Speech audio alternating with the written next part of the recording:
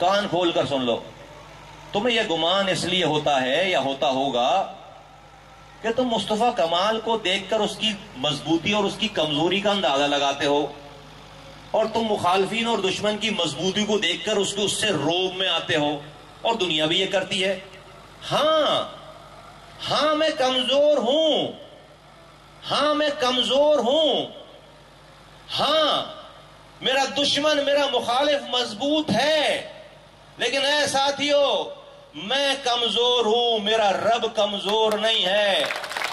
میں اپنی بنا پر، اپنی بساط پہ، اپنی طاقت پہ نہیں آیا، میں اپنے رب پہ توکل کر کے اس رب کے آسرے پہ یہ کام، یہ جہاد شروع کیا ہے۔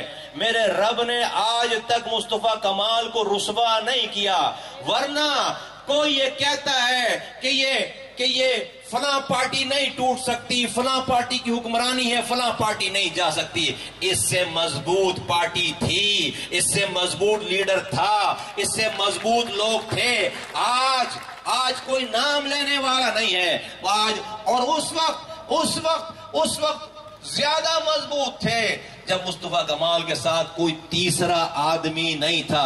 ایک انیس قائم خانی اور ایک مصطفیٰ کمال، اور آگے پہاڑ جیسی طاقت۔ میرے رب نے میری طاقت پہ نہیں، اپنی طاقت سے اس وقت کے فرعونوں کو نیست و نابود کر دیا۔ جب ان فرعونوں کو نیست و نابود کر دیا ہے تو آگے آنے والا کوئی فرعون نہیں بچے گا۔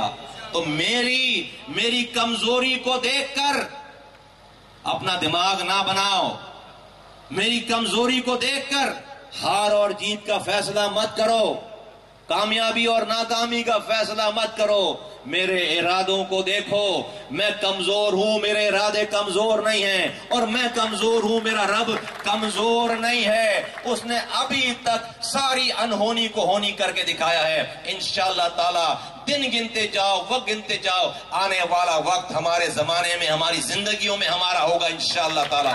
یہ سارے بت پاش ہوں گے، سارے بت پاش ہوں گے، تباہ برباد ہوں گے انشاءاللہ تعالی، اور تمہارے ہاتھوں سے ہوں گے۔ ہمیں بس استقامت کے ساتھ، اسی یکجہتی کے ساتھ ہر قدم کو آگے بڑھاتے چلے جانا ہے۔